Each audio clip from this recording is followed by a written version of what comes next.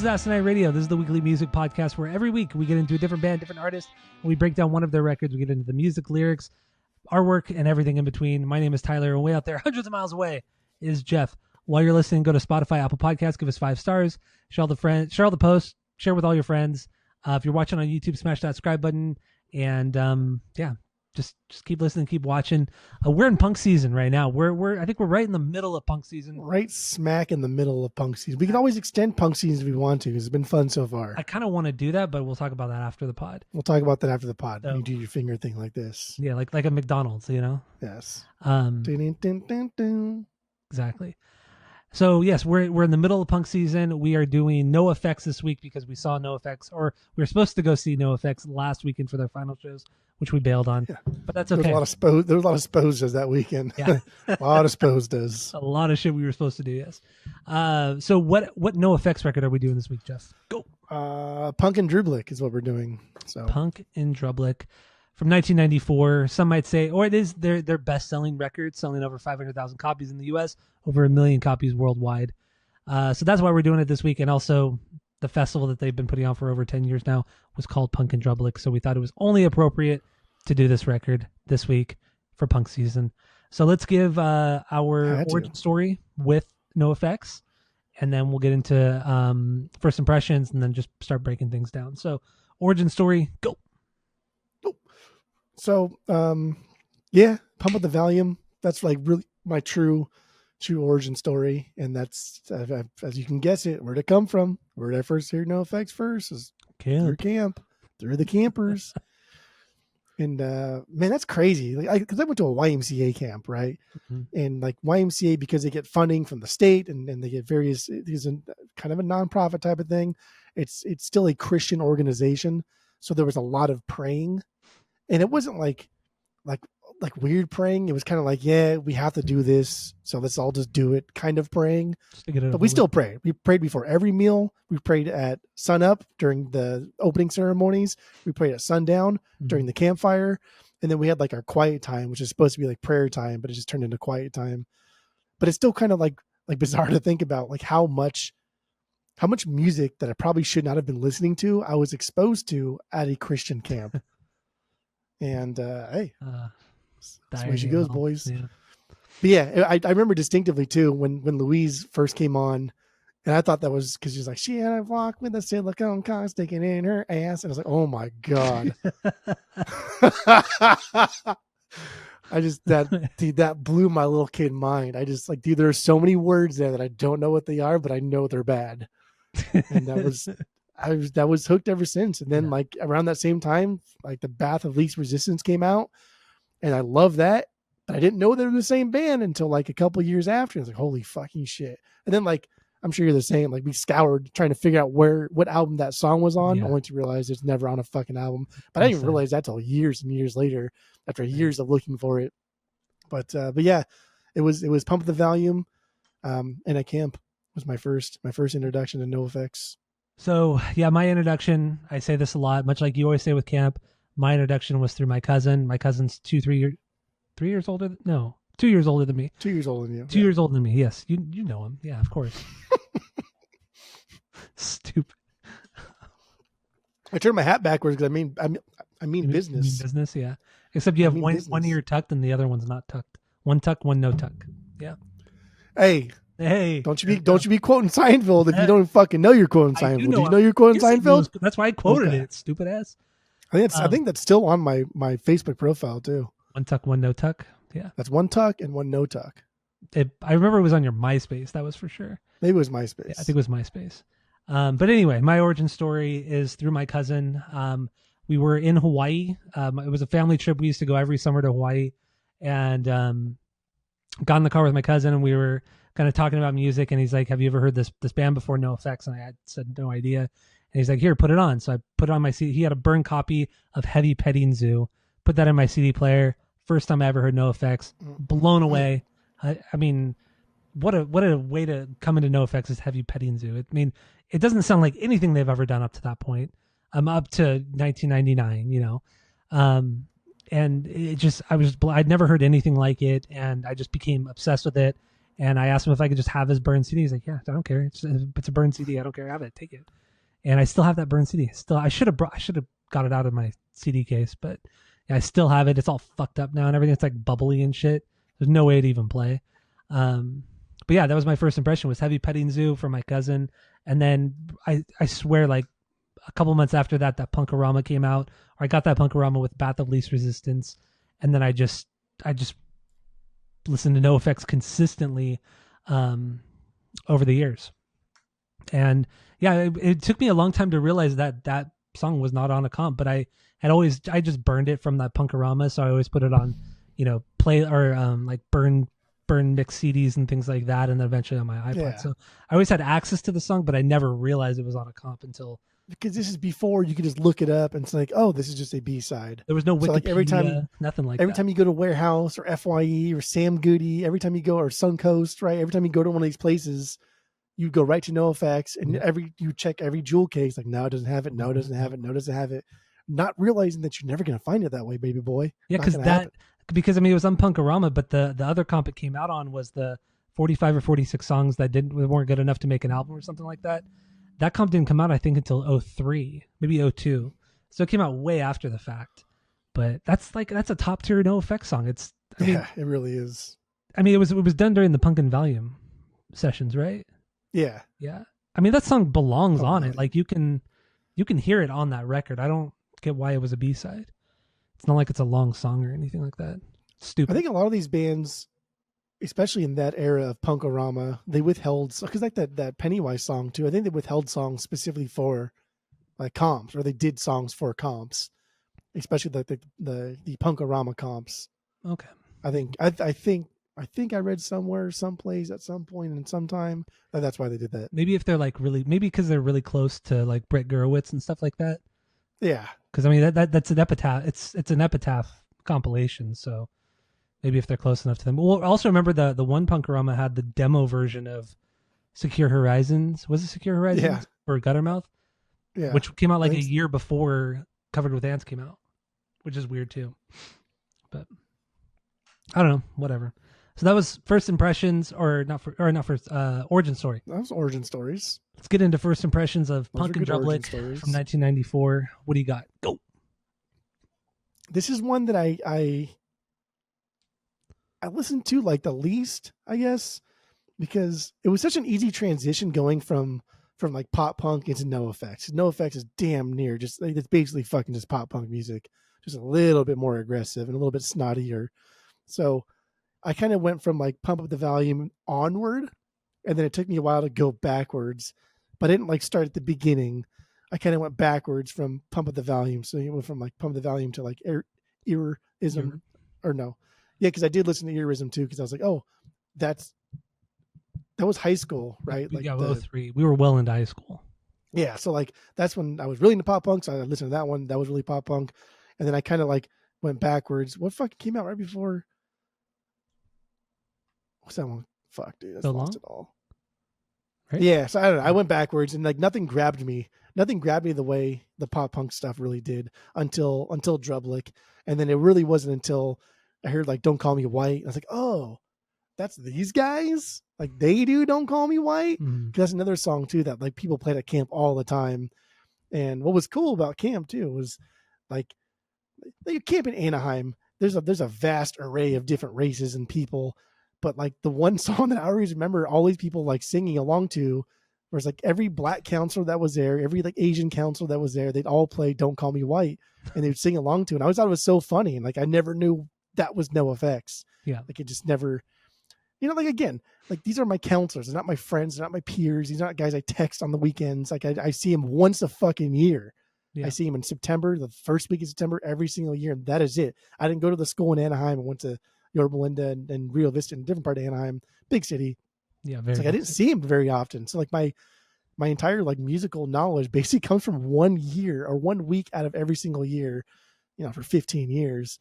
So it was just kind of cool to finally realize like, holy shit, this is that song. And so like I remember being all excited, like, dude, next time camp rolls around, I'm fucking joining that. I'm joining that circle where everyone says, "Don't call me white."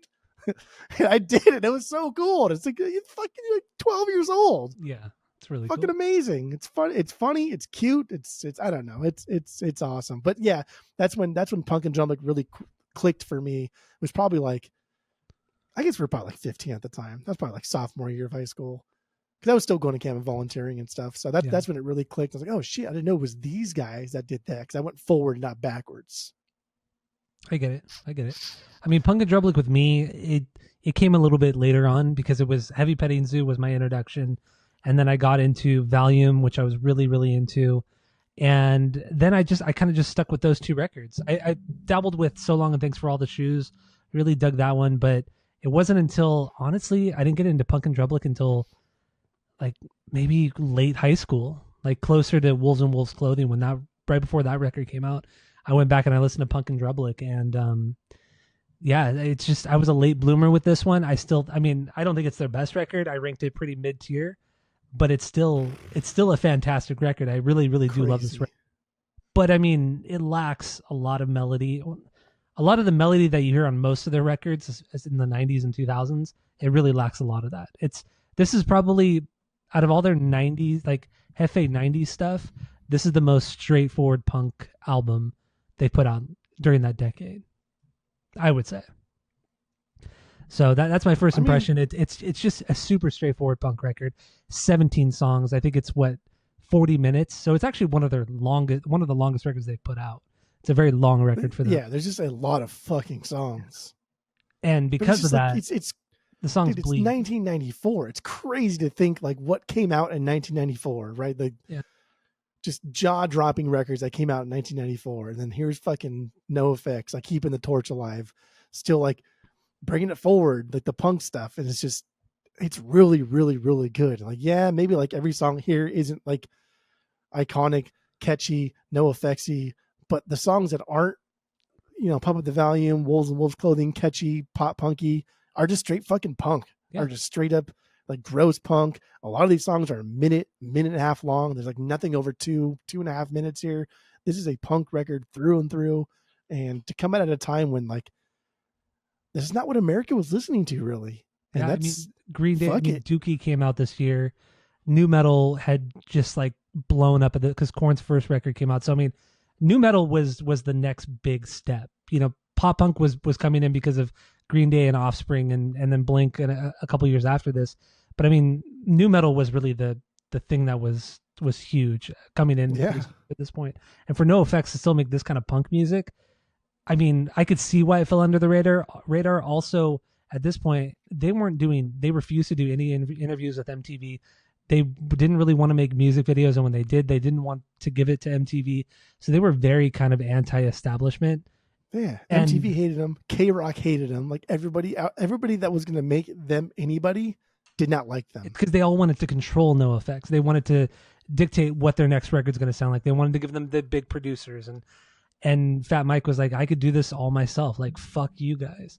And he did. This is definitely before like big business Fat Mike. Yeah. Before, Fat Record Fat Mike. Definitely. Because I mean, you didn't really start seeing, Fat Mike as a businessman until like 1999, 2000, like around the Valium era, the Pump Up the Valium era. I feel like that's where you started to see him take a more commercial approach to the music, rather than just making like fucking solid punk music with some really catchy melodies. So it's crazy because Fat Mike has been a businessman since the very beginning. Because Fat Records started before their first record came out.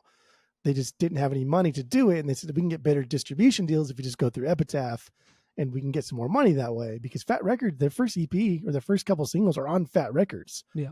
But they don't put out a record on Fat Records until after Pump Up the Volume. It's like Fat Mike's been a businessman since day one. Like, he has been about the money since day one. About the money. Nothing wrong with that. Yeah, no, nothing. No, not at all. I mean, but he's been about the money since day one. You got to give him, and you got to give him credit for that. He wants everything for himself and the band. And he wants 100% creative control. He wants 100% everything. He doesn't want anybody to tell him what to do. That's why he created a band around that. Like he hired Melvin, or he wanted Melvin in the band because he knew Melvin would let him write all the music. He brought Hefe into the band for that same reason, but he saw a thing in Hefe that could help him improve himself. I think that's the only reason why he brought Hefe on board, knowing full well he's a better musician, better singer, better at everything.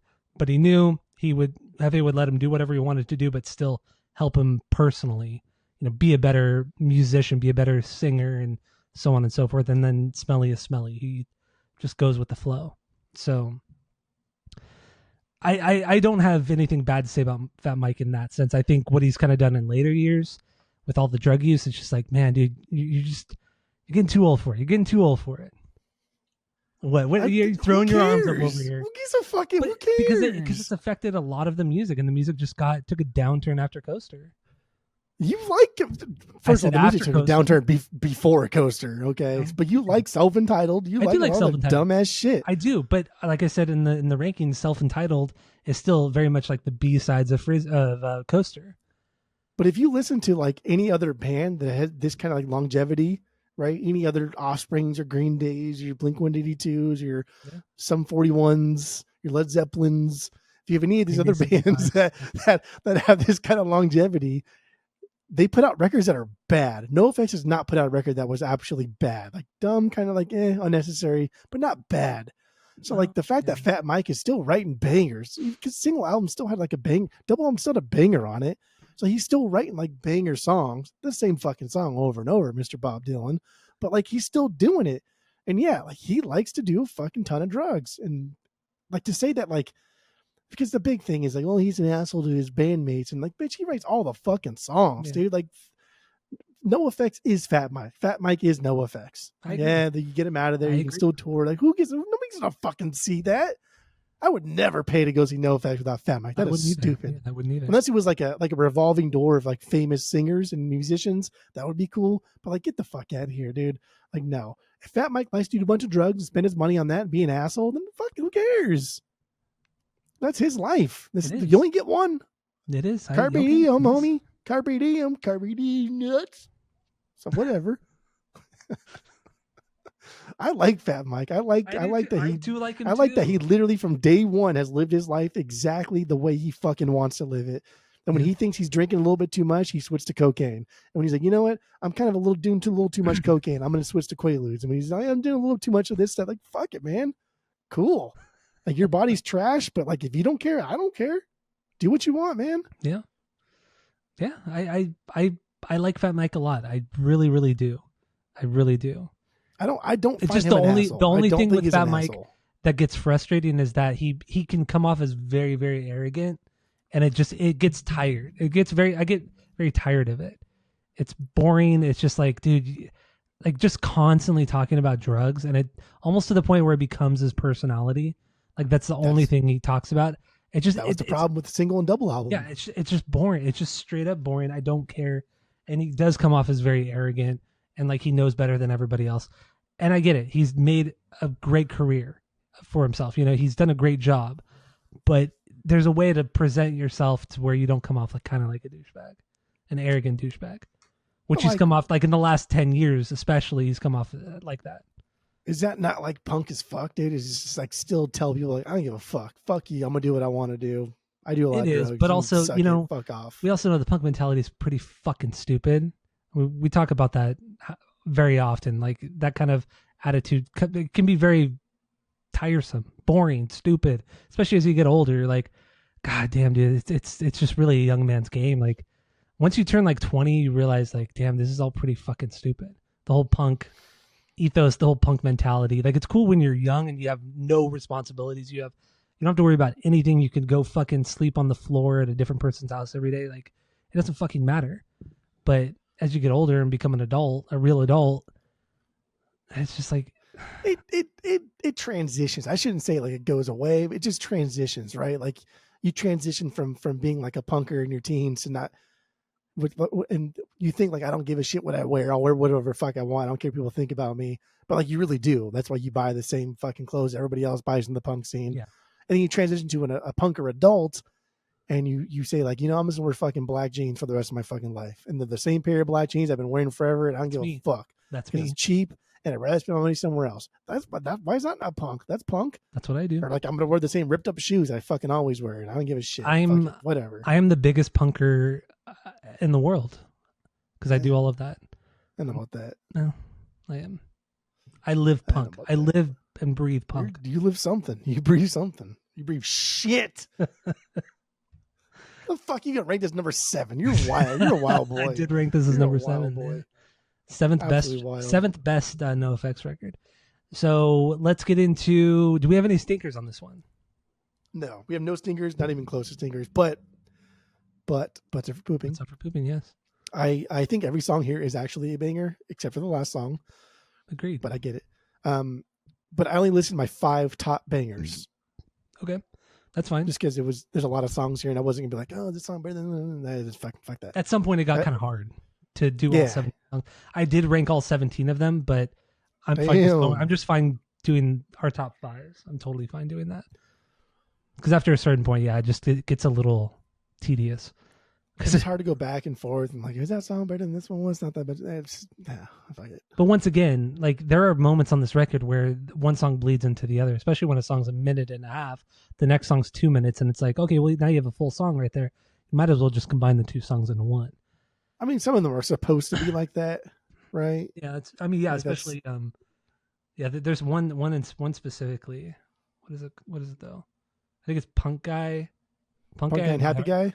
No, it's Punk Guy and My Heart Is Yearning. I think My Heart Is Yearning bleeds into Punk Guy perfectly because My Heart Is Yearning is a. What is it? Fuck, They're not even next to each other. No, I have to look at my notes. I can't remember right now. Or maybe the Quas and Dying Degree. I don't remember. Anyway, so let's no, you're right. The Quas and Dying Degree are just one song. Yeah, it should be one song. There you go. That's what it is. Or you're more punk than me. So let's get into your 1B, your favorite song on here. My 1B, dude, as cheesy as it is, The Bruise. The Bruise is my 1B. Really? Yeah. Holy shit! I really did not think you were going to say that. That's my. It's so silly. It's so goofy. But like, dude, get the fuck out of here. This is so catchy. It's so catchy.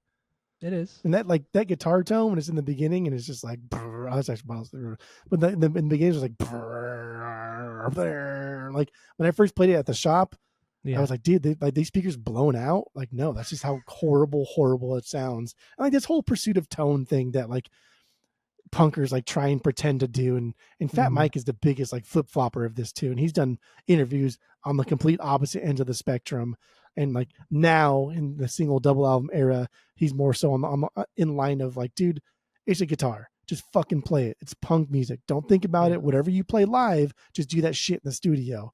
And he's like, oh, I can't fucking stand it when, guitarists are always like worried about their tone and stuff. Just fucking play it. And like with punk music, yeah, dude, just fucking play it. And he complains about like Fat Mike complains a lot when he complains about like, oh, like you can't get a good punk tone from like Marshall amps because they're too metal sounding. You can't get them from like Les Pauls because they're too metal sounding. It sounds too much like Slayer. So if you do like power chords, then you're missing like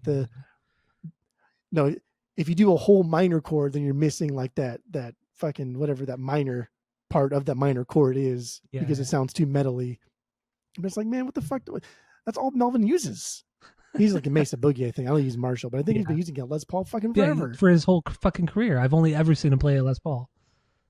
Yeah. Those heavy. But I do agree, like the whole like tone thing in punk music is just like, shut the fuck up. Yeah, it's true. Now, like, literally, whatever you play live, play that in the studio and just fucking fuck off. I agree. Now, this song, The Bruise, this is one of the actual moments one of the few moments on the record where the guitar tone sounds significantly different than the rest of the record. I mean, it's super, super fuzzed out. A lot of low end in that guitar, but in all the good ways. I'm not. It's not a criticism. It's just it's a huge difference compared to the rest of the record. But it's still a very it sounds like your speaker got blown out because it's gross. It sounds like absolute shit. That's what it is. It sounds like shit. It was always fun singing this, dude. Like I like not knowing what the words were, right? Like I still don't know the fucking words. And I looked them up this week. I was like, oh, that's what he says. Yeah. With the gang, it's the gang vocals, man. It's like you're, at the pub with your friends and shit like that. Oy. And those perfectly placed tom hits, like poof, big heavy tom hits and drums. Yeah, it's a big sounding song. We're the boys, and I have no idea what he fucking said after that. Going out to rock I am, and then kind of like kind of like Dropkick Murphys a little bit, like Do or Die esque. Yeah. Not as like Boston esque, but still very Dropkick. What year did Do or Die come out? 97, right? I think it was 97. Actually. I think Do or Die was 97. And this came out in 94. Right? Could have been 94. Could have been 97. I think it's 94. Let's see here. Who knows? It could be 97. You looking it up? I'm looking it up right now. Ah! Dude. That's on my throat. No, I'm talking about my Google. 1998. What's wrong with your Google? I don't know. It was just giving me a bunch of shit I didn't want to see. But yeah, Do or Die came out in 98. What did it give you? I was just like, it's not the information I wanted. That's why. Oh. Yeah, it was. What'd you type in? Just Do or Die? I just put in Dropkick Do or Die, and it was just giving me shit I didn't want to see. Literally should only giving you one thing if you type that in. No, but it wasn't like the Wikipedia link. But I wanted to see something before the Wikipedia link. I just wanted to see, 1998. That's when the record came out. Oh, because Google does that new like AI thing, right? Yeah. But I feel like it only does that AI thing every once in a while. It's not with every single thing I search for, which is nice. Because I kind of hate the AI thing. Now that I think about it, because it's completely wrong half the time. Like legit half the time it's completely wrong. It really is. So anyway, yeah, The Bruise. How do you, this is your 8B? My 8B. Do you just not like fun? Is that what's like happening fun. here? I think this is a great song. Are you sure? It's a banger. The song's a banger. Is this too poppy and too popular? A lot of people like it, so I don't like it. Is that what's going on? This is even one of the more popular songs on the record. Bro, it's like this is the third most popular song on this record. For sure. Really? No. For sure. Let me look at Spotify real quick. It's either Linoleum and Don't Call Me White. That's 1 and 2. This is number 3. This is number 3. Just ask Google the AI. Fourth most popular song on Spotify. Hey Google. It's the fourth most popular song on Spotify. Spotify's wrong. I mean, I'm looking at the plays, the play count. Well, I'm looking. Okay, here we go. Punk in Drubs. Punk in Drubs. So Linoleum, Don't Call Me White. Don't Call Me White. What's the other one? Oh, Leave It Alone. Leave It Alone. Yeah. Leave It Alone is just popular because it's right after Linoleum, and because it's good, you don't change it. But don't ever discount the number 2 track, okay? Don't ever discount that, okay? I know you do it a lot. Don't ever do that, especially when your most popular song is the first track. The second track is inevitably going to be extremely popular because of that. I know. I agree with you on that. So I stand by it. I think this is the third most popular song from this record. The Bruise. Cause I wear the bruise. So anyway, yeah, that's my favorite song. I love it. I think it's so fucking funny. It's so goofy. It's so oi. It's so fun. It perfectly represents like the mid 90s era of like this kind of punk rock. Yeah, it does. All right, so that's your 1B. That's my 1B. Sticking by it. My 1B is Don't Call Me White. Don't call me white. Actually, lyrically, let's jump into some of the lyrics real quick. So the Bruise, to me, what I was reading behind all that, it's like him sarcastically talking about his Jewish gang and getting up and fighting against the Nazis and shit like that and the skinheads. So, but it was done in a very like tongue-in-cheek, sarcastic way too. But I thought it was good, and honestly, I thought the lyrics overall on this record were way better than I was expecting.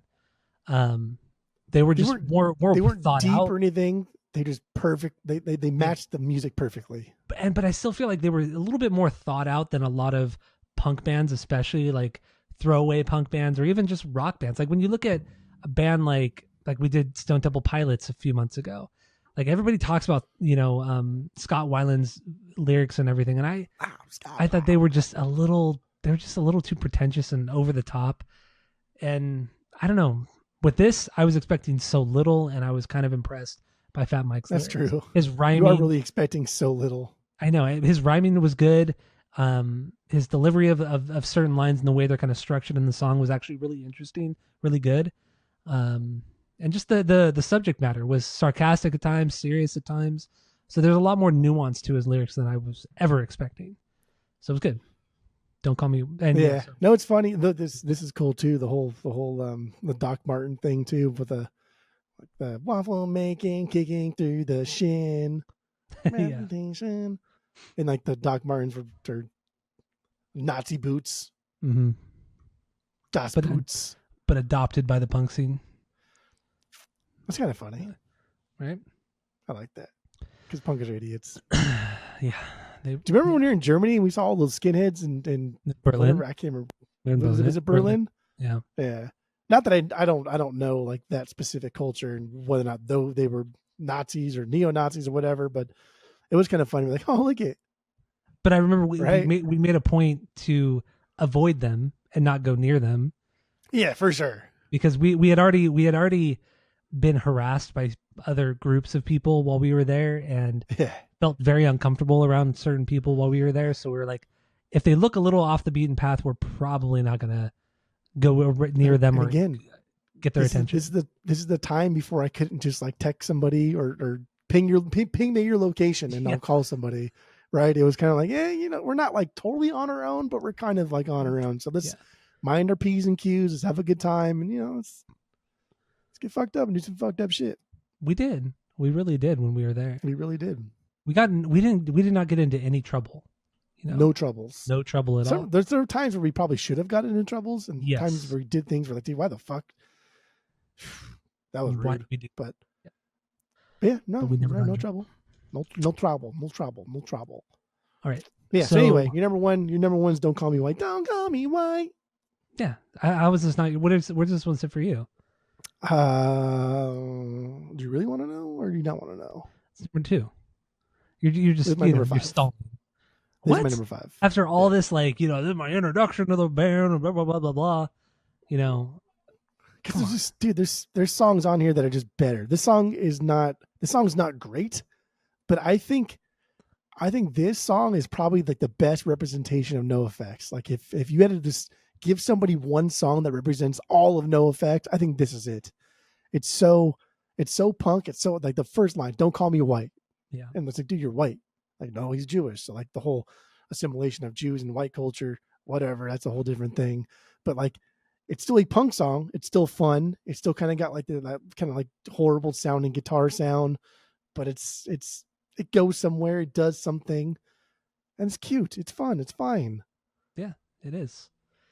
This is like arms. A lot of "So Long" and "Thanks for All the Shoes" is kind of based off of this song. I feel like it has that the stop and go of the guitars. It has like a lot of just openness to the songs. It's not just this like kind of wall of punk sound, and that's a lot of what "So Long" is. And that's why I think "So Long" is a better record, because they kind of took the best from this particular record, and that's what they put onto "So Long and Thanks for All the Shoes." So yeah, it's a copy of it, but it's a better copy of Punk In Drublic. I mean, don't get me wrong. This song's better than all of "So Long and Thanks for the Shoes." Like that's okay. That's a fucking fact. Fact that matters. Okay. That's a fine argument. I get it. But yeah, "Don't Call Me White." The punchy fucking drums, the bass cuts through super nice. Just everything about this is great. Great harms in the bridge. And then the bridge kind of like builds, and like there's this like crunchy thing that goes on, and then just drops right back into that intro again. It's fantastic song. 2.5 minutes. This song has it all. Just even like in that first, the connotations wearing minor sin, like like kind of like sloppy guitar playing, but the tone's all the way down. It's kind of in the back a little bit, and that's Melvin just struggling to keep up. Probably Melvin's like a good rhythm guitarist anyway, but like. Melvin's really good because he's good at making you think that he's a shitty guitar player, but he's a pretty damn good rhythm guitar player. He is, absolutely. Yeah, he keeps it, it locked in with fucking Smelly. And Hefe can just kind of noodle and do his own thing. Like I know you think Smelly's like the bee's knees, but like he's a great punk drummer. The more NOFX I listened to this past week and a half, the more I think Smelly's the weakest link. I would still say Melvin and then Smelly, definitely. I mean, he's just a really solid punk drummer. Not great, but just what is he? Yeah, he's solid for sure. He's solid. I'm not saying he's great, but he's solid, man. I don't know, like Pennywise drummer, just as good. I agree. Yeah, I agree. But and with right? Like Pennywise, he kind of has his own signature sound, with a lot of Smelly doesn't have a the tom signature playing, sound except for the do do do do do do do do. But like, just really come fucking on, fast. come on, that's like punk drumming. What? That's punk drumming 101. It is. It is. But he does it so fast and so crisp. So Eh, he's a solid drummer. eh. Like I'm not saying he's Solid great, but drummer. he's a solid I drummer. still think he's the weakest link. If there is a weak link here, I don't think there is a weak link in this band. I think everybody has like that their place and they know what they're supposed to do and execute it perfectly. Yeah. But if I had to pick like one, it would be for me. It would be Smelly because Okay. Melvin has really opened my eyes to his pretty damn good like punk rhythm guitar playing, and even like in some of the off timing shit that they do, Melvin holds it down. And I think he tricks you, he jukes you. You can't juke Junebug, but Melvin It's true. jukes you. He jukes you into Melvin thinking can that he's juke not a you. good guitar player. It's like, Yeah. dude, you're a pretty good fucking rhythm guitar player, bro. Like the whole Malcolm versus Angus Young thing, and everyone's like, oh, I love Angus Young so much, but like, dude, Malcolm's one of the greatest like fucking rhythm guitar players of all time. Yeah. We never talk about that. That's like Melvin, dude. I mean, I get your point, but even still, Malcolm is Smelly's the weakest link. okay. Malcolm's what? Malcolm is significantly better. I mean, when you're talking about like, sure. technically speaking, Malcolm is significantly better than Melvin. Day and night. But I get your point. I get your point. Yes, exactly. Melvin is a really, really good rhythm guitar player, and I spent so many years thinking he's just garbage. He's just shit.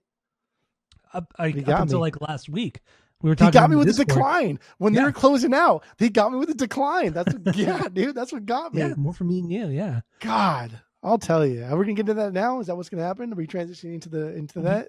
Into the final show? Yeah. Yeah, we can. That's all I want to talk about. That's all. Okay, so pee break, and I want to get another beer. I just opened one. Let's do it. People. Pee break. Meet your camera. Meet your camera. People. All right, so let's get into the fucking Punk In Drublic festival last weekend, or a week. Now it's a week and a half from the date of this recording. But people listening now, it's going to be probably another week till you hear this or watch this.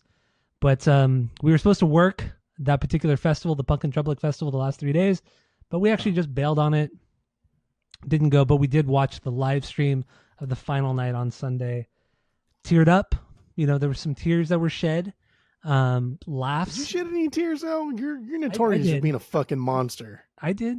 I shed tears twice this week. That's 2 more tears, and you probably shed your whole fucking miserable asshole life. NOFX, and then watching the OC when a certain character dies. Not gonna spoil it. Not gonna spoil it. Good. Not gonna spoil who dies. Good. But when one of the characters fucking dies, Julie, if she listens, Julie. Not Julie in the show, butthole. but friend of the pod, Julie. She spoiled it for me months ago. I finally went back and watched it, and I did shed a tear when that particular character died because it was extremely sad. God, and Tammy, you knew it was coming too, and you still cried. Wow. And then Tammy said, "Well, she deserved it, or the character deserved it." Not gonna spoil it. I really fucked up.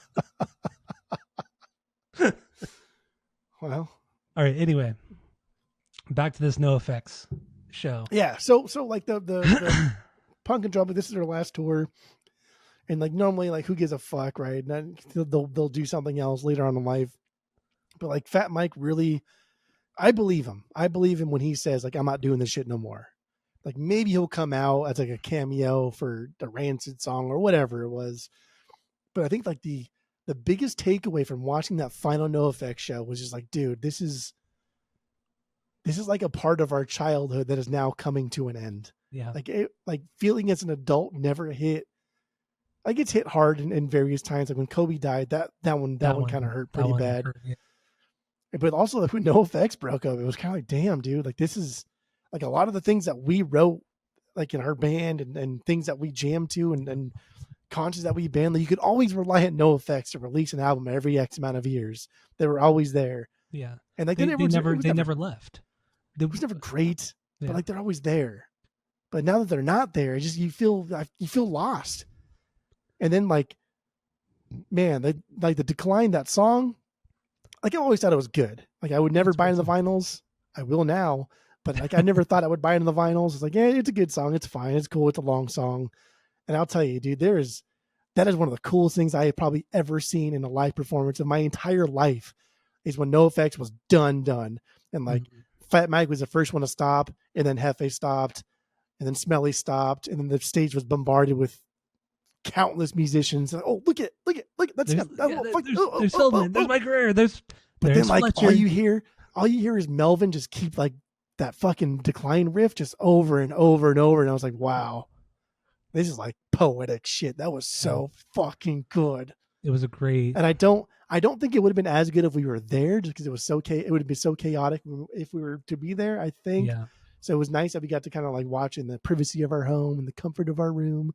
But I'm telling you, man, when I saw Melvin, when Melvin was just there by himself, because he's off like the ostracized one of the group, just the one that puts way too much emphasis in the way he looks and the no shirt thing and the dreads. Yeah. When he was there by himself, just playing the decline while everyone else was just goofing off, having a good time, that, I don't know, that hit me hard. Yeah. That hit me right in the feels. Yeah. Everything right that led up to it. Like they couldn't even, like, the guys, all three of them, even, I mean, Smelly didn't really talk, but because Mike was always shut off. His mic was always off. Every time you see him like lean over to talk into the mic, it was always off. Fucked up sound guy. But yeah, I mean, anytime the other guys would try to talk between songs, they would just start breaking up. Like they just couldn't like get out like a full sentence. Like the joking wasn't there that we've always known with NOFX. They weren't busting each other's balls, and that's fine. It was real. It was very real. It was authentic. And like you mentioned too, like we've never really seen them. It was honestly a pretty solid set, like how they played. It wasn't as sloppy as I was expecting. It wasn't anywhere near perfect, but it was way cleaner and way better than I was expecting. And they like really tried to put on a good show rather than just put on a normal NOFX show. And damn, it was good. It was really, Tammy was crying the whole time. Like anytime that they would start talking about, I shed a lot of tears. I didn't shed just like one or two. Like both eyes were like both sides of both eyes. There were a lot of tears. It was a very emotional thing because, like you said, the beginnings of our musical like upbringing kind of started with NOFX, or they were very, very early on when we started to get into music, and they've always consistently been there, consistently put out good music. It's not like Green Day, like, because like Green Day fell off after Warning. Blink-182's broken up. They've done all this kind of stuff. It's been very up and Green down. Day got too big. Blink got too big. NOFX never got that big where you couldn't see them at the House of Blues for $30-$40. Yeah. It's just that consistency. It's like they're like the security blanket of music. They were always, they've been there from the beginning, and they've always been there to help out, like just to something good to listen to talk about and all that kind of shit, and just to kind of see the last of it. It was actually very surprisingly emotional, as stupid as it sounds. Like everybody was crying though. It wasn't just like fucking them, and it's just everybody on stage, and you're like, oh, I didn't know like they listened to NOFX, and it's like, fuck, of course I did. Like, why wouldn't they listen to, like, both Shitflip brothers were up there playing To the Decline. Everybody brought their guitars out, and it was really cool. And of course, like Fletcher had to come out and start smashing shit, and like Dexter was up there, and Jim from Pennywise was up there. John Feldman. Fucking Feldy was up there, dicking around. I don't know what he was doing. His suit, up there. Of course, he had his fucking suit on. Gotta have the suit on. But then even they were like, Fat Mike and Hefe were making fun of Goldfinger and everything in the middle of the show too. Like between one of the songs, they were making fun, like, we got to make sure everything's perfect. You know, the guys from Goldfinger are here. And then they were trying to like sing a Goldfinger. I think they were trying to sing Mabel or something like that, and they were completely out of key. And then they kept trying to sing it. It was just really fucking stupid. But it was wild. It was something. Yeah, it was something, and it was just, I don't know. It was really wholesome. And then to watch the forum hug and that aerial picture that's like now like everywhere, right? The last NOFX show, and they're all hugging and the little group huddle, and it's just them four, and like all their stage people are behind them, and everyone's like milling around in the background. And it's like, damn, dude, like that's how you started, like just the four of you, not all the four of you, obviously. But like that's how like the punk band starts, like 40 years ago. I know. Like it was just like four of you playing shitty fucking music, and you've stuck with it this whole time. It's not just like the four guys in the band. Like most of the crew, I would say like 80% of the crew have been with them for at least 30 years. Like their manager Kent, they take care of him good. Like, they pay him well. He's been with the band since almost the very beginning. Like the sound guys, like everybody's been there since the late 80s, early 90s at the latest. That's why they're all broke, except for Fat Mike. It's because they pay their people well. Yeah. That's pretty Yeah, quite that's pretty crazy. crazy. Yeah. It's crazy also to think that like, I mean, like obviously, like art it shouldn't automatically be like a money making venture. So if you're in it for the art, then you should also be in it for the money. Money should come secondary. But reading that one excerpt thing, and like during the pandemic, Smelly was like doing DoorDash or no Yeah. Instacart. He was like Instacart, yeah. doing Instacart, It was from and like Spin Magazine. It was released the day and I after was just like, what the the fuck? Like show. Smelly's doing Instacart? That's Yeah. wrong, bro. That's like sacrilege. Like, no, Yeah. that's wrong. Smelly should not be doing Instacart. He's no, He's better than that. no. He honest. Like the guy, you know what I mean? Like Yeah. fucking, we're talking about the drummer for NOFX or inspiring countless thousands of bands. Like I want to be like Smelly for NOFX. Therefore, I'm going to start playing drums. Mm-hmm. Like we don't have that no more. We don't. Like kids that are 5 years old now, 6 years old now, and then in 4, 5, 10 years from now, who is their idol going to be as far as punk goes? Like I'm scared. I'm terrified. I mean, I am who's a scared. big up and coming punk act? Like there isn't one. I mean, there's like evolutions of punk bands, but I mean, there's no like kind of traditional 80s 90s punk band out there. We always had Outside no of effects. one We that, always had no effects to fall back on. yeah. And like, Bouncing Souls are big, and But like, they've they're been not around no since the late effects. 80s. You know what I mean? It's like, or early 90s. These guys aren't young. That's my point. Like, we don't have a band that's like even 10 years old now, like a punk band that's 10 years old that's kind of carrying the torch of these kind of bands or this kind of, or even this kind of style of music. You know, there's nobody. See, I think I like, don't know. I think out of any of like the Epitaph, Fat Wreck era bands, even like Bad Religion, NOFX, I think is more iconic than Bad Religion. They are like the most iconic punk band you could possibly think of. You could possibly dream to be, unless they were a punk band that transitioned into something else, like Offspring transitioned into being Like a pop a rock. massive alternative band. Yeah. It's like NOFX. NOFX is the most iconic. Everybody likes NOFX, and like everybody tolerates Fat Mike and his shortcomings because he embodies fucking punk for so long, Yeah. and he just never gave a shit and fucking till the day they were done. Yeah, it's true. And you gotta love it. You gotta respect it. Yeah. And it was, dude, that's wild, man. Like I'm already getting kind of like, whoa, that's wild. And then like we were talking about in that same interview too, when they played Barcelona, was their first last show, Mhm. right? Yeah. And usually they say like, oh, thanks for coming, Barcelona. We'll see you next time. And it was like, oh, thanks for coming, Barcelona. And FA was like, dude, that hit hard. And like, Yeah. he's like, oh, after the show, I fucking cried. I was done. I was like, dude, these are like your idols. It's like watching your parents like fail, right? Like it's Yeah. crazy.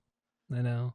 Like truly like music gods, because they are like, to me, NOFX is also up there with like your Zeppelins and everything Yeah, else. I Like would these agree, are guys that just like we've seen so much and we just respect them so much, and it's wild. Mm-hmm.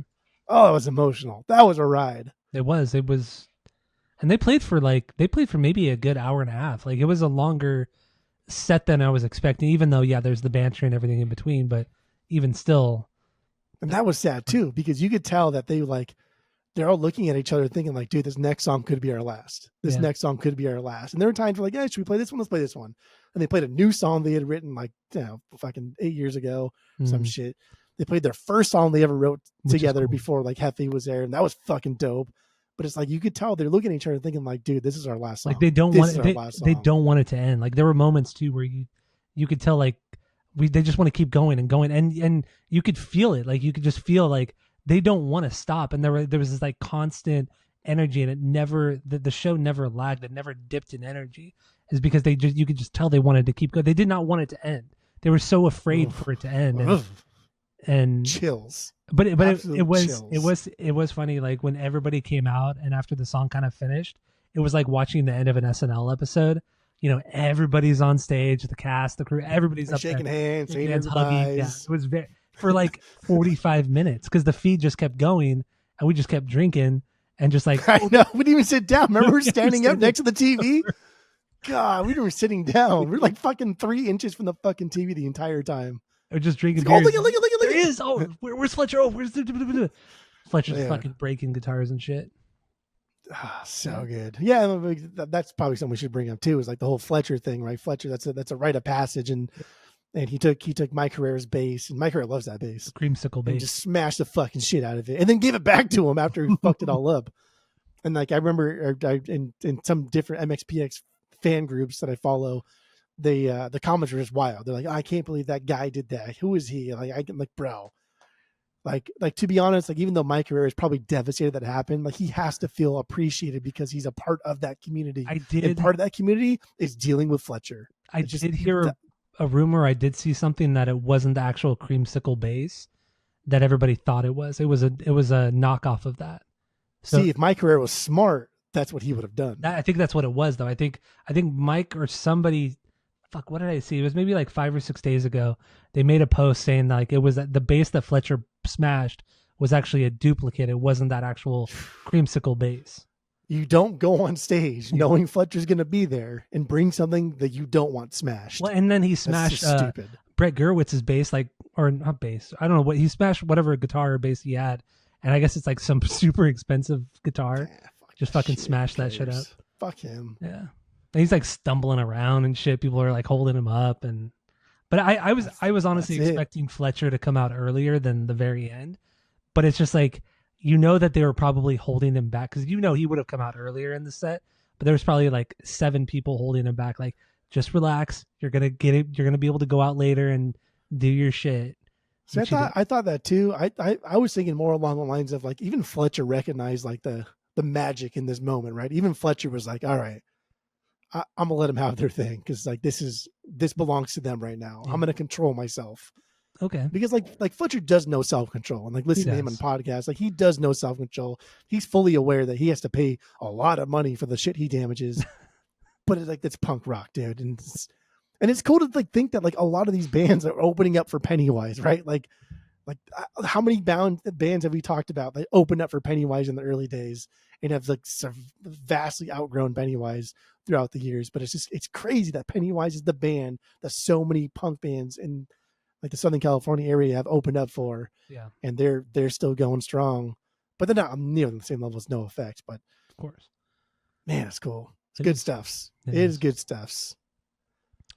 So yeah. Anyway, we just thought it was good to bring up that show because it just happened a week and a half ago, and we're doing the album in punk season. That's the festival's named after. So just truly a fanboy moment. That's what that was. It was just like a good fanboy moment, and that show was perfect. I'm telling you, man, the Decline.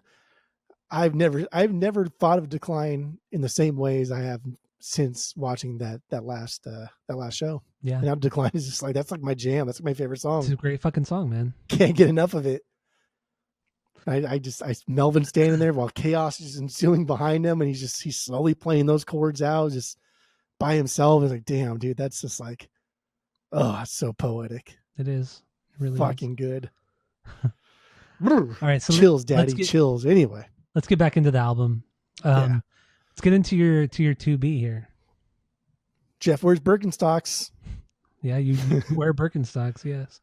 I do. First of all, I do not fucking wear Birkenstocks. I'm not opposed to wearing Birkenstocks, but like I would never buy Birkenstocks. But if they were given to you as a gift? I would fucking wear them. With socks or without socks? With socks. Okay, good. Yeah. I don't mind not wearing socks, but since I've lived in Arizona and like there's scorpions here, like I'm absolutely fucking terrified of being stung. So summertime, I have socks on. Wintertime, I have socks, and I always wear slippers.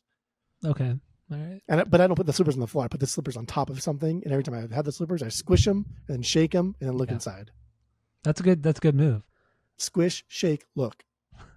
Not been stung yet. But yeah, Jeff wears Birkenstocks. This is my 2B. The song's fucking squirrely. It's noodly. It's also really wild. It goes from like super punk to just like kind of weird. Some good harmonizing. Melodic harms back to just stupid punk, and it's all like that fast like riffage, right? That ding. Yeah, good riffage, good chord progressions. Mixed out with the snotty vocals, it ends up being a great fucking song. 1minute and 26 seconds long. What is it for you? It's my 7B. It's a little low. That's okay. Well, okay. That's a little I'm surprised we're so different when it comes to rankings right now. That's a little low. That's right. What are you gonna do though? What'd you say? That's all right. We'll keep going. You're an idiot. So yeah, do we have anything else on this one? I mean, I just like thinking about this and then listening, singing them in my head. I get so excited. But now we can move on. All right. So my number 2 is "Leave It Alone." Second song. You gonna roll your That's eyes? my 3B. Okay. That's my 3B. I expected an eye roll from you, but no, that's a good song. It's a perfect song. This one's funny, right? It's dark and shitty and like the contrast of soft to loud is fucking wild, and like Fat Mike's semi-isolated vocals with just that fuzz guitar. yeah, Dude, sounds like absolute garbage. But like that's NOFX, dude. I like it though, like because they're so good at their like how crisp their palm mutes are. Hefe and Melvin, those palm mutes are just so they're perfect. Like there's no reverb. It's just crisp as fuck. I love it. Yeah, but like it sounds like shit. Like that sounds stupid. It does, but it works for this punk, band. Dude. It works for this because band. it's punk, dude. That's what it is, and that's great. But I feel like if they hired like a real producer, like Ryan Green's great, but like if they hired a real producer, he'd like if they hired your boy Rick Rubin, he'd be like, "No, dude, that sounds like no, dude. You gotta do something else. You gotta do something else," and it wouldn't have been as good. Like you hire somebody who's kind of still unknown in the punk realm, and you get this fucking perfect. I actually heard a story about Rick Rubin today where he was producing the Mesmerize Hypnotize records for System of a Down, and Chino from Deftones went into the studio. He went into the studio to go like hang out with the guys from System, and he said that the band were in like the room, just they were just jamming and they were just fucking going crazy, trying to like just put out the best performance they can. And Chino walks in and he sees Rick Rubin by himself, just sitting, laying down on the couch, just eating ice cream, like his hand on his head, eating ice cream. And the band's just fucking going for it. And then they stop. And he's like, you know what? You guys should just do it one more time. And they just went back to eating his ice cream, just laying on the couch, eating the ice cream, just listening to the band perform. And they were just talking about like how Rick Rubin's, his technique is just so laid back and he just doesn't give a fuck, and it's how untechnical he is. He just does everything by ear. I just thought it was I think it's stupid. It's a very dumb story. That's literally the same thing Sabbath said. That's literally exactly what he does. He just finds good bands and he's like, I'm just going to do nothing and pretend I did something. He's like the George Costanza of producers. That's what he fucking is. He's the point. George Costanza of producers. Really yeah. Really God, he's annoying. Fucking guy. He is the George Costanza of fucking producing. Wow. He just like falls into it and he's like, "Hey, I'm pretty good. I'm pretty good. Yeah, fuck off, dude." Anyway, yeah, leave it alone. Leave it alone. Breathe. It's so soft. Yeah, it sounds like complete shit. But then like you get to the chorus, that's like no. Great harms. The na-na-nas. Na. Yeah. Yeah. The harmonies with Hefe and everything. Once again, Hefe, he adds so much to these songs. Vocally with the guitar and everything, like you really have to listen to hear all the nuances of Hefe, because they're all there. It's all like underlying everything, but if it wasn't there, it would be jarring, absolutely jarring. And you can hear this. Like Fat Mike has always been like this. Like Liberal Animation, get rid of that. That's just like they didn't really they just wanted to be a band at that point, and that's fine. But S&M Airlines, you can hear Fat Mike need Hefe already right there. It's like he has harms, he has things that he wants to do, but there's nobody to do it with. Yeah, and so like Mike talks Fat Mike about is that. There. He talks about that in the Hepatitis Bathtub book that they put out, their autobiography. He talks about how like he always had this idea or he always tried to harmonize. He always tried to come up with these melodies, but he just didn't have the chops to do it. But it wasn't until Hefe came along that Hefe taught him how to sing, taught him how to play the guitar better, how to write music differently, how to look at music in general differently. So I mean, he constantly in that book he always like cited Hefe as a huge inspiration to his songwriting and singing. So there you go. But yeah, Leave It Alone, absolute banger. Good. Lyrically, this one was actually kind of a hard one for me. I felt like it was just him kind of talking about or criticizing people just following the status quo, not being true to themselves or being individuals. That's what my interpretation of the lyrics are on this one. Same, but also like I think the biggest part for for me, I think he's poo pooing that shit. He's like, you guys are dumb, and that's where the chorus comes like na na na like the na na na na na like that type of Oh thing. yeah, okay. Fingers in your ears, like I don't give a fuck what you say. I'm gonna do my own thing, like na la la la, I like like that. that. I like That's that. that's what I thought because like the chorus it comes out of nowhere. It Like you know does. what I mean? Like that chorus they don't have choruses like this that often where it's like there's no lyrics. It's just a melody Yeah. or like a harm. They do harms a lot, but there's always like lyrics to them. This is like the only one where they really only have a harm in the chorus and there's no lyrics. Yeah, that's true. That's true.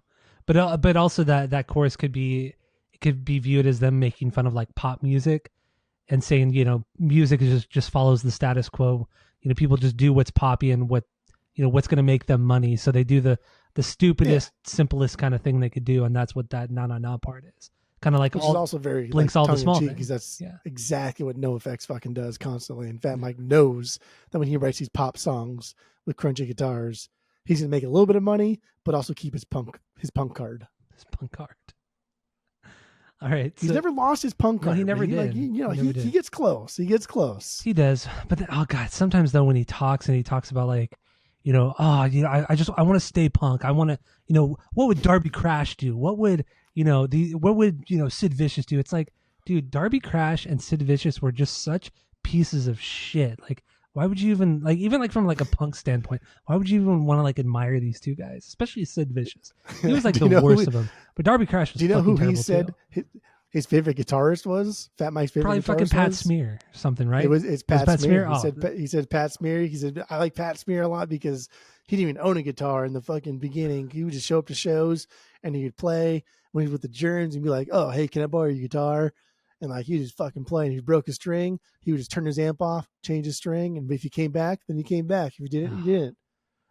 It's like, oh, so you like shitty guitars. I gotcha. I mean, that's a fun like viewpoint to have when you're 15 or 14 because you're so punk, I'm so different, I want to like the bad guitar player, this and that. But dude, when you're saying this when you're 45, 50 years old, come on guy. When you're saying this post like post like your first record, like Yeah, after you drop a record and then you realize, oh damn, Pat Smear like sucks. he's not my favorite guitarist. Like maybe he can be like your top five, but like come on, dude, you gotta have set your sights a little bit higher than that. But then once again, that's what I'm saying, like he wants to try to seem more punk than he actually is. So always talking about Darby, always talking about the Germs, Darby Crash, Pat Smear. It's like, Loves it. god, I mean, Oh hell, the Germs more suck, punk than man. me. That Germs record, it's fucking awful. It is It's not awful. good.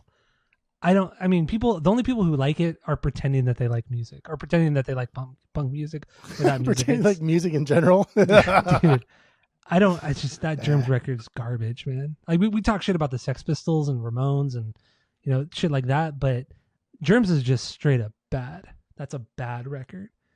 I mean, like I get it, right? It's just it's so early on in like the general lore of punk music, so I get it, but like no, it's not. Yeah. It's not my cup of tea. I'll never go out of my way to go listen to them. Fuck no. Yeah. Fuck no. But anyway, 0-2. What's your number Plus, 3? What? I mean, just wait a couple years and you get Minor Threat. So my number 3, that was true. my number 3 was Leave It Alone. Okay. So then my number 3 is Dig. Dig. Great transition, baby. Yes. I mean, super quick. It's seamless. Very melodic. It's seamless. It's got them Pennywise drum tom work going on here, right? Exactly. Super Pennywise. And then, it goes like into the bridge. It goes into that like metal thing. Really, really big, slower, heavy riffs. And then it drops right into the ska thing. Hefe's on the trumpet. Horn part, of course. And just that's a really cool bridge interlude. And then it drops right back into the punk thing. 2 minutes and 16 seconds. That's all you get. That's all it is. Crazy. So much happens. But that's all you need. I kind of wonder if like Smelly's drum fills were like, if he was intentionally trying to sound like Pennywise. Because I mean, it's very, very much. I forgot the drummer from Pennywise, what his name is. I never remember what his name is either. He's like the only one I don't remember. Which is kind of like ironic too, because he does have kind of like the most iconic drumming in the SoCal punk community. Mm-hmm. Like if you hear him drum, like, oh, that's Pennywise. Yeah, like, I don't remember his name. I always forget his name. But anyway, yeah, dig. Solid song, just over 2 minutes. Lyrically though, I think it's about like the wealthy taking over, destroying everything in their path just for financial gain. Very kind of, socially conscious song, politically driven a little bit, definitely predates War on Erism. So I don't know. What's cool about this song too is like you get like a very deep, punchy bass line and bass tone, and then you get those really, really crisp like upstrokes, right? And it's not like with NOFX, you either get like the ska kind of third wave thing that they got going on, or you'll get just like the Fat Mike isolated vocal part with a little bit of bass, maybe a drum beat or whatever, but you don't really get like both of them together. And this is kind of like the first time you get both of them together in the same song. And it's kind of quick, doesn't stay too long, but it's there. Yeah. All right. So then what do you got for number 4? Opener, dude. Linoleum. Like, why are we not how is Linoleum not in your top 4? It's my number 6. That's stupid. So I don't. Like, you're just like. Okay. Relax here. Calm down. So this song isn't that great. I mean, I know people love this song, but I mean, there's good. There's no melody here. There's good. No chorus here. It's just verse. Even Fat Mike has said, I have no idea why people love this song so much. It's not that great of a song, but people fucking love it all around the world. Like the song that they put out on, what was it, First Ditch Effort or single album, the one with the Venge guys, the one that was kind of like making fun of Linoleum.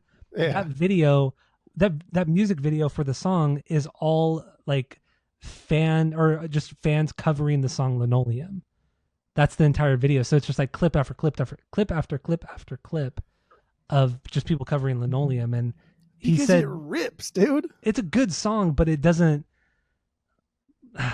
It's not overly catchy. There's nothing great about it. It's just it's a good fast punk song. That's about it. But it's better than just a good fast punk song. Like is pretty much like their most popular song. It's. But that's the most mind-boggling thing. Why is it though? Because so first of all, we get like Melvin on the Harms right here in the first track, and that's great because they're so shit. Like Melvin on Harms is the best and the worst thing about NOFX. So the worst because like objectively, his singing is absolute garbage, but it's the best because it's like, wow, that's so bad that I like that you fucking took that plunge, and I love it. Yeah, and then this song never lets up. It's fucking fast. It's fast through and through from beginning to end. Which and is like, cool. No, you don't have like a lot of like, and like Fat Mike's really good about writing melodies within verses and then having a chorus that has one melody and also like a sub chorus within that, or a sub melody within that chorus. But Linoleum's a little bit different because there's really nothing here, but you have parts. You have parts of this that are so fucking catchy, right? The so what? Like everybody loves that shit, and like you wait for it, and that's kind of like the chorus. That's kind of like the drop, because everything's so aggressive and so fast, you don't ever want to stop, but you do stop when everyone's saying so what, table, so what, and then like Linoleum supports my head. Like you get into that part, and like the outro, dude. The outro's like that's me inside your head, dude. Okay, he sings it better though. Once again, I like this song, but I don't understand why people love it as much as they do. And it's like considered it's like a fan favorite. Like everybody agrees, like this is the best NOFX song. It's like, come on, guys. Now you're just being a little pretentious. I don't think it's their best silly, song, but a lot of people say that's why it's my 4B. That's why it's my 4B. But I think like this is what makes punk music like great. Is like you don't, and like, come on, dude, we just did Bad Brains, we just did Misfits, and especially a lot of that Bad Brains first record, there is no harms. None. There is no melodies in that first record, just straight up. But it's good punk music, but there's nothing there. So to think that like because they did it and because Gorilla Biscuits did it, there's no harms there. There's a little bit of harms here, but this is just as fast and just as aggressive as a lot of that stuff. But there's not strong melodies here, so it's not pop music. It's still traditional punk, and that's why people like it. There's still things you can grab onto. I get it, but it's not pop music. But that doesn't make it like a great song. Like, no, it does. I literally just told you why it makes it a great song. This is a better punk song, and this is a better pop song. We know that they have the chops to make like a good pop melody, and throw it into like a really good punk song. Like they've done it up to this point. They did it on White Trash just before this. They did it on this record. You know, it's just like they have the chops to do it. But then they put out Linoleum, which like I can agree, it has like good moments, good parts, but overall as a cohesive song, it's a little lackluster. It's a little like lackluster. if I asked you what's your favorite like Gorilla Biscuit song, like could you sing it? Start You'd be today. like, oh yeah. It goes like, or if I said, hey, what's your favorite Bad Brain song? You'd be like, Yeah. That's what you would say. And I would right? do the same thing with Linoleum. I would do the same thing with Linoleum. Most people would be like, so what? So what? They would have a specific part of that, and that's an iconic thing. That's not quite a melody, but it's very iconic. But very demure. Don't do that. I hate that so much. Like it's the dumbest fucking meme, you know, social media. Very right catchy, now, man. Very demure. It's so annoying. It's kind of subtly like disrespectful. It is almost. Like it's like very disrespectful because you only say, or at least to me, you only say it in a moment where you know I'm kind of like on the edge of like blowing up or getting mad at you, and then you do it just to really just kind of get at me. You know, it's just it's so annoying. Did you just click your mouth? I did click, yeah. That's something, dude. Yeah. Whatever. Whatever. I fucking hate this, but I'll pretend I love Bad Brain and Gorilla Biscuits, even though I'll hum along. God damn. Oh my God. Punkers try so hard to pretend like, oh, melody's not important to me. I only like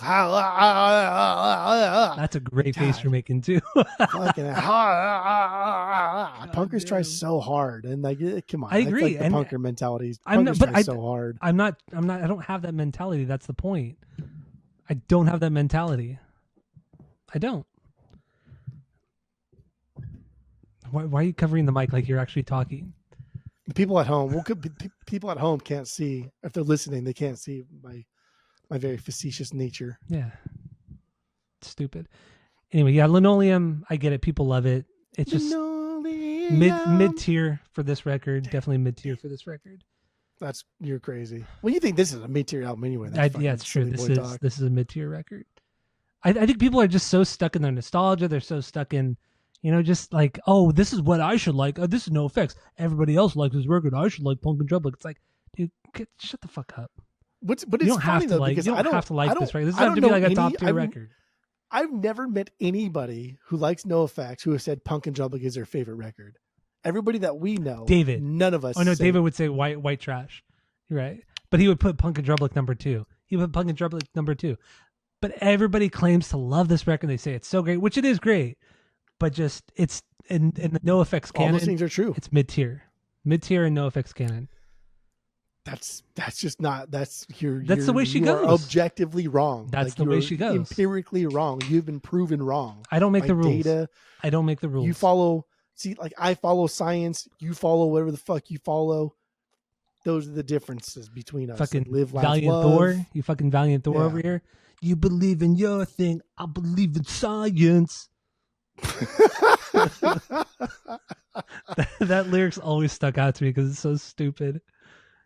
It sticks out because of how terrible it is now. Like it wasn't that bad when it came out way back then. But like to drop a lyric like that now, like bro, you're done. That's so pathetic. But yeah, 15 years ago, that was fine. That was acceptable. Yeah. That was ahead of its time. Yeah.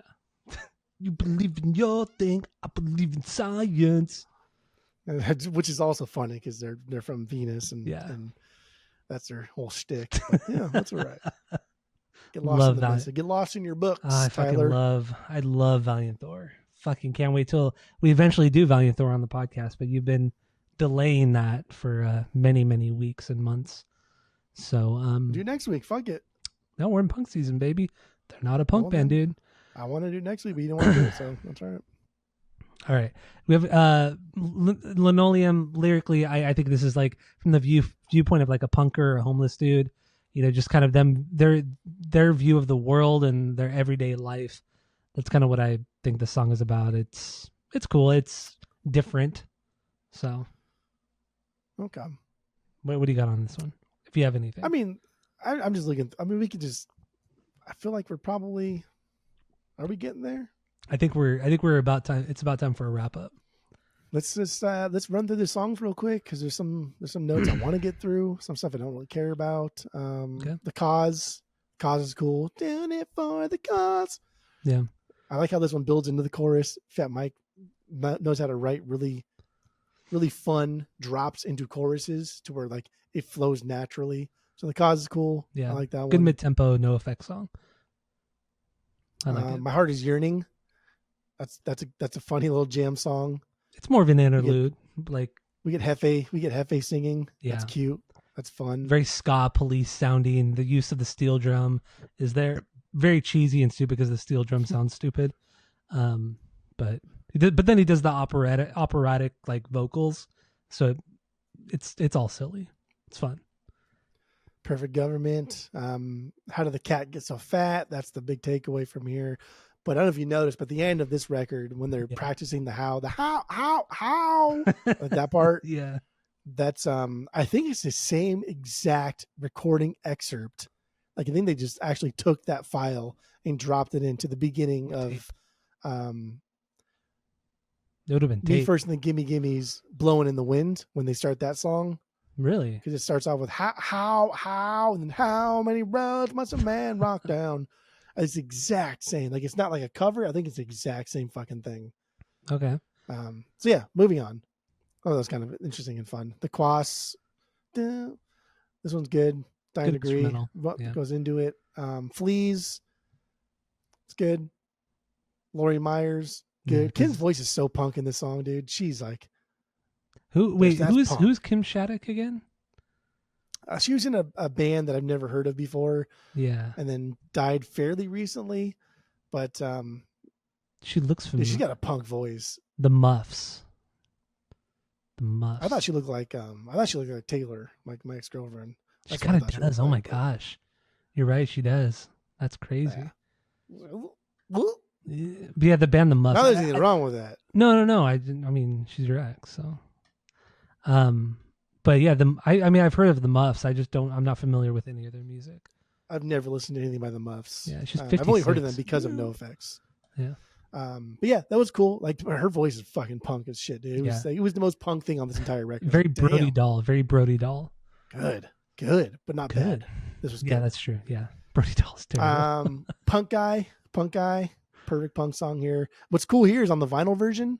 I don't know if you picked up on it, but Hefe does an impersonation, and so like on the Spotify version, it's like, oh, he's even more punk than me, like that redneck thing. But on the vinyl version, it's like the Snagglepuss or some shit, like, oh, he's more punk than me, or the fuck he does there. Don't remember. Little difference there, so that's kind of cool. And that's just something NOFX does with the punk or the vinyl versus CD versions. Yeah, they kind of play around with that a little bit. They do it with Coaster and Frisbee too. There's different beginning or like different interludes and things on Frisbee. There's different songs. Yeah, but like the opening of Frisbee is different than the opening for Coaster. Too. And who even cares? Because both of those, that's like straight that record is mid-tier fucking NOFX. No, it's like second best NOFX. Through and fucking through. Just listen to it 10 more times and you'll understand. I'm not going to waste fucking 20 minutes of my life. And then Happy Guy. Happy Guy's a good example of Mike throwing in like crazy, crazy catchy hooks or parts within normal verses. Right? Because even though like the verses are also usually pretty catchy anyway, like dude can still write like a catchy thing within a catchy thing, and that's cool. I thought this song was Happy Guy's a good example. This is just more of the same. Like they could have cut out like 2 or 3 of these songs, made it like a solid 32-minute album, and it would have been. They could cut out Happy Guy? Yeah, it's really more of the same. I think it's a great song, but it's a lower tier, definitely lower tier B. Yeah. What in the fuck? Yeah, it's really more of the same. Okay. Now we got. Okay, hold on. I'm ready to go on to the next song. All right, so just for like songwriting purposes here, like the verse is its own thing. Like he just man getting through the man again. Like that's a melody, dude. But then when you get to the part where he's like quoting, like how could he turn his back on?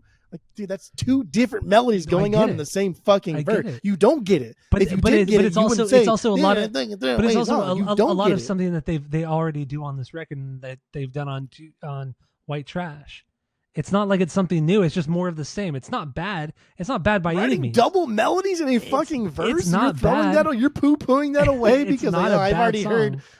heard But 3 it's different more of the melodies in same. one song before. more of the then same. you like Coaster.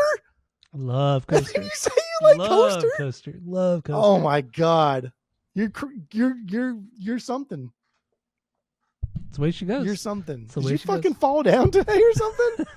Almost. Like, holy cow. Holy macaroni. And then Rico, we get into Rico here. The reggae song. It's fine. My favorite part of Rico is just the first. Rico. He's just so fucking obnoxious. That's so annoying. Yeah, it's obnoxious. Why would you think that sounds good? Rico, try and understand. It's NOFX. But anyway, that's cool. Yeah. And then Scavenger type, the closer. Acoustic song. This is truly dude, this for sure could have gone on. Like you could have omitted this. Mm-hmm. It could have been bye. That's all right. I agree. Still a great record. Still a great record. You're so something tonight. So let's give our final thoughts, even though we kind of already done that. But let's give our final thoughts. Rate the record based off of our world famous 3-point rating system, where 3 is a perfect album, 2 is a good album you're going to continue to listen to, 1 is a bad album, but give it a shot, and 0 is the worst thing you've ever heard. What do you got? Go. Well, this is great. This is perfectly timed. This is 94. There's a lot of big albums coming out. There's an entire shift in music. There's massive elections in America, like some of the biggest elections. I think like the 3 biggest elections we had was like 2000. No, actually the last election we had was the highest voter turnout we've ever had in fucking 60, 70 years. And then the 90s and then like the 2000s. But there's a huge shift in punk music. And the 90s were a weird time. Like we have this new genre called alternative music that is just a catch-all, and we can just throw whatever the fuck you want in there. But here's NOFX coming out with Drunken Public, right? And thinking, no, we're gonna keep this torch alive. We're gonna have a lot of fucking songs on here. Some of them are gonna sound the same, and they're gonna be kind of obnoxious. Some are gonna sound like complete garbage. Some are gonna be really fucking catchy. But I don't care. And I do think this is a better White Trash. I do think everything that they did on White Trash is a great template for this. It was a springboard. They doubled down on a lot of the things that made that great. The fast stuff are faster here. The melodic stuff is more melodic here. This is a good timestamp. Like, yeah, maybe this isn't like objective. Nah, fuck that. I think this is probably objectively their best record. Yeah. Saying it. Fuck it. Like straight up. Like, why not? They have extremely fast shit here. They have extremely sloppy shit here. They have extremely tight shit here. Everything they do is authentic. Everything is real here. Everything is so early on in their career to where, like you say, like, oh yeah, Coaster, they have harder songs than Coaster. Man, that's like 15 albums later. Who cares? That's like well past their selling out. Who cares, man? It's not authentic, baby girl. It's not authentic. Oh, shut the fuck It's not up. authentic. It's like going to Black Angus. It's like, oh, this is the best fucking ribeye I've ever had. Like, bro, who knows? Get the fuck out of here. It might be the best ribeye. You don't know that? I do know that because I worked there. It's not the best ribeye I ever fucking had. You did work at, wait. I did work at Black Angus. Which one did you work at? And like, I eat a lot of gross shit, dude. Like, I mean, yeah, you a lot of 10-minute rule. Like, you drop food on the floor, 10-minute rule. You like, also eat like Chef Boyardee, ravioli and shit like that too. I mean, like, I don't eat that. It's if I'm too lazy to go to the grocery store and it's like 4 a.m, I will eat that. Yes. Most people would just choose not to eat it at all. Oh, that's stupid. That's stupid. I'm more apt to go outside and grill something at like 4 a.m. and just make like a nice sandwich with some like French fries or some shit. But yeah, fuck yeah. I don't care. If I'm hungry, I'm fucking hungry. I'm not going to go to bed hungry. That's crazy. I make money. I have a job. Why the fuck would I go to bed hungry? That's stupid. Well, I mean, that's stupid. Okay. Going to bed hungry if you have a job and money is just stupid. That's silly. Eating Chef Boyardee, I mean, that's rough stuff. Bitch, you don't even leave the fucking... So, like, this whole thing of you not leaving the house, right? Like, oh, I'm only buying digital. Like, you straight just don't leave the house. Like, you are so unassimilated with culture now. Like, what do you mean? It frightens me. It frightens... The fact that you, like, buy digital because you're just too lazy to get your ass out and leave the fucking house to buy a physical copy of a video game. Okay, you're giving like one You're frightening one me instance where I drive 50 miles a month. Like, are you? That's it. Like, bro, you 'cause got I to get don't some have to vitamin drive. D up on that bitch over here. I Okay, go out- like you got Dude, get the we fuck got to outta get here. out. We got to talk. We got to talk to people. I go out every week. Why, I go out that's every why it's coming week. full circle. Why we didn't go to that show and you made me call out and not you call out because you're terrified of human interaction. I'm not at all. And I don't like that. My like entire it. job. Me. I work in Scares sales. me. I work in sales. I literally It's talk to online, people. baby girl. No, It's I don't. online. It's not face to face. Literally tomorrow night, I'm going to a Halloween party for work. Like I'm literally going out and so all of a sudden you're 50 miles a month that you drive, and now all of a sudden it's going to come out and like you have to now go places and meet I'm people driving, shake hands and kiss I'm babies. driving 10 miles tomorrow. You don't like grocery shopping, and I've been grocery shopping with you. You don't, because we went over to buy beer. You didn't talk to nobody. You avoid people in the aisles that you see from high school. You talk to nobody. You were with me. You talked to nobody too. If I saw somebody I knew, then I would absolutely talk to them. And I talked to that person buying limes. When we were buying limes and you buy shitty ass limes, and I was the person next to Tammy and I was like, feel this lime. Is this a good lime? And you boom, booked it. Yeah, gone. Who cares? I don't want to talk to some random person. I don't want to talk to anybody ever. You're so dramatic. You're a little Krellboyne over here. You're so Malcolm Middle Krellboyne. So that's I so get it. dramatic. I get it. Fucking idiot. I literally work in sales. You literally just like talk to people on the phone though. No, I meet with people all the time. That's not possible. Yes, I do. Your stories don't make any sense. You're only driving 50 miles a month. Yeah, because I don't drive far. Will you drive a mile? Will you walk there? I drive like a few miles. Will you skate there? I drive a few miles to wherever I need to go. Yeah. So even if you drove a few miles, you still have to go to the grocery store. You still got to do all these other things. If you drove a few miles, what do you? Once a week? Twice a week? A couple times a week, yeah. So that's already same with you. It's not like you 10, 20 miles. Like before you got your record store, you barely ever went out too. Except when I was bartending, I had literally had to talk to people face to face every single day I worked. See, I don't like where this is headed. You're becoming pale skinned. What are they? No. What is the? I don't know what they call them. There was a specific word that what's the guy called that? Fuck. What the? Will Sassel makes fun of him. The conspiracy theorist. The January 6th. Alex Jones. Alex Jones, yeah. There's a specific word that Alex Jones calls cave people. He used to call them cave people, people that stayed in their dungeon, or their basement and stuff like that. Fuck, man. I don't know. I forgot Alex Jones' name, so I'm not gonna remember the fucking thing. Anyway, let's move on. Let's continue. You see Alex Jones right there. I didn't even do that. I did not do that. That was Alex Jones. Oh, you did. You did a little bit. What are you gonna rank this? Yeah, record? this is a 3 out of 3. That's silly boy talk. This is a perfect 90s punk record. That's through and through. I'm mad right now. So I won't have a lot to say. I'm gonna give it a 1. I won't have a lot to say. I think this is a really good punk record. It's not even top 10 punk record a top 10 punk record from the 90s, but it's fucking solid. It's great, but it's very kind of not repetitive, but it's just what you'd expect from NOFX at this time. It's not the best from the 90s, certainly not the best from the 90s. With that, I will give this record a 2.25 out of 3. 2.25. You see, I did at the same time you did it? What? I did this at the same time you did it. Oh, did you? 2.25, yeah. Yes, that's fair. 2.25. That's I have it on vinyl. That's a good score. That's a good score without getting too crazy. If you don't think it's the best, then a 2.25 is a good score. That's not my issue. My issue is that you give Coaster. What do you give Coaster? Coaster? I don't think I would give. I think Heavy Petting Zoo would be the only perfect album I'd give. And then I give Coaster, which was my second favorite. I give Coaster a 2.75. I think the only to me the only perfect NOFX is Heavy Petting Zoo, but that's so it's so subjective. It's so fucking subjective. Because I know everybody would fight me on that anyway. But of course everybody would, because you're wrong. It's like you're when you say things like I know everybody in the world would fight me on that, it's probably because you're wrong. Or I'm the only one that's right. Duh, stupid. No, that's true. No, I know it's true. Point. Yeah. That's why I fucking said it. You never know. Why I said it. You never know. You're probably wrong, but you never know. You never know. I'll give you that. Always going to ride that fence. Dude, that shit you sent me earlier today. Which one? The riding the fence about the taxes. Oh yeah, dude, that shit was fucking funny, man. That made me laugh so hard. I saw that. I was like, "Are you fucking kidding me?" I said, "How? How? Like people work to get that, and they can't do it."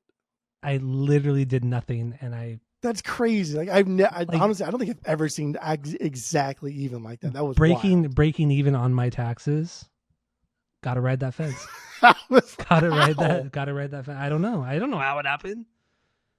But keeps up with the kayfabe, with my persona, always riding the fence. Like I don't even know. So anyway, the amount of time it would take for you to actually deliberately do that is fucking wild. Like it's not just about like withholdings, but you'd also have to like calculate how much you're going to make if you're on salary, and then also like how much extra do I have to withhold to hit that zero threshold, to hit that zero price point. And that's like stupid math. And it would be something you have to continuously keep up on, like month after month, paycheck after paycheck. And you just fuck it. Zero it out, baby. That's the way she goes. Bing! Mr. Lucky, right? To flip that coin. Fuck it. Oh yeah, people don't know. Legit, if you don't know what we're talking about, Jeff is a tax preparer. So yeah, well, kind of. Or he did that. He used to do that a lot more back in the day, but now. Anyway, I really did. Like as I did it today, I was like, "How? What the fuck?" Like I was like mad. I was upset. I was irritated because you kept a kayfabe. I did. So anyway, respect. Thank you all for listening. Go to Spotify, Apple Podcasts, give us 5 stars, tell your friends, share all the posts. And yeah, punk season continues. We got at least 2 more weeks of punk season, maybe a little bit more. Keep it going, baby. Only time will tell. That's kind of a dumb thing to say too, huh? Only time will tell. Well, no shit. So maybe that should go on the no list. Who says that? That's a common phrase. Only time will tell. That's like some shit you would hear like a Morgan Freeman movie or something like. Only time will tell. Only time will tell. That's a very stupid phrase. It means Andy nothing. Dufresne. Oh, God. All right. So I don't know. That's it. That's all. Andy Dufresne.